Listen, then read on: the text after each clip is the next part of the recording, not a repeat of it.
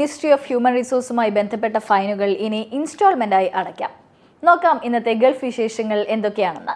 UAE-യിൽ മാനവവിഭവശേഷി മന്ത്രാലയവുമായി ബന്ധപ്പെട്ട പിഴകൾ ഇപ്പോൾ മാസത്തവണകളായി അടയ്ക്കാനാകുമെന്ന് ഹ്യൂമൻ റിസോഴ്സസ് ആൻഡ് എമിറേറ്റൈസേഷൻ മന്ത്രാലയം അറിയിച്ചിട്ടുണ്ട്. Abu Dhabi commercial bank international, commercial bank of Dubai, മഷ്റഖ് bank, rack bank എന്നീ ബാങ്കുകളുടെ ക്രെഡിറ്റ് കാർഡുകൾ കൈവശമുള്ള ഉപഭോക്താക്കൾക്കാണ് പിഴകൾ മാസത്തവണകളായി അടയ്ക്കാനാവുക. ബാങ്കുമായി നേരിട്ട് ബന്ധപ്പെട്ട് ഈ സർവീസ് പ്രയോജനപ്പെടുത്താവുന്നതാണ്. ഗൂഗിൾ ക്രോം ഉപയോക്താക്കൾക്ക് സുരക്ഷാ മുന്നറിയിപ്പുമായി UAE സൈബർ സെക്യൂരിറ്റി കൗൺസിൽ ഗൂഗിളിന്റെ ഏറ്റവും പുതിയ പതിപ്പിലേക്ക് അപ്ഡേറ്റ് ചെയ്യാനാണ് നിർദ്ദേശം നൽകിയിരിക്കുന്നത്.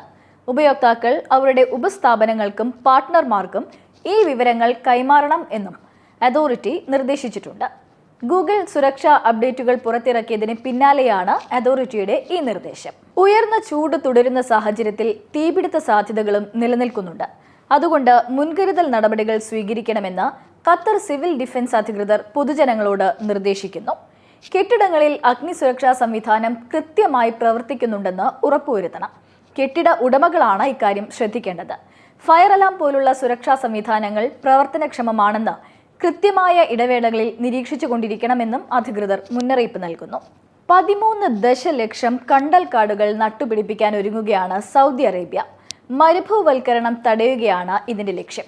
സൗദി ഗ്രീൻ ഇനീഷ്യേറ്റീവിന്റെ ഭാഗമായാണ് ഈ സംരംഭം. തൈകൾ നടുന്ന പദ്ധതി വരും വർഷങ്ങളിലും തുടരുമെന്നും അധികൃതർ അറിയിച്ചിട്ടുണ്ട്. പദ്ധതി നടപ്പാകുന്നതോടെ പച്ച പുതച്ച മരുഭൂപ്രദേശങ്ങളും സൗദിയിൽ പ്രതീക്ഷിക്കാം.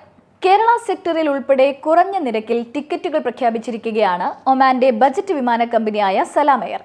ആഭ്യന്തര രാജ്യാന്തര സെക്ടറുകളിലേക്ക് 19 ഒമാനി റിയാൽ മുതലാണ് ടിക്കറ്റ് നിരക്ക്.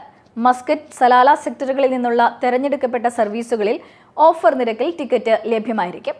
കോഴിക്കോട്ടേക്കും ഇന്ത്യയിലെ മറ്റ് സെക്ടറുകളായ ഡൽഹി, ജയ്പൂർ, ലക്നൗ എന്നിവിടങ്ങളിലേക്കും 25 റിയാലാണ് ടിക്കറ്റ് നിരക്ക്.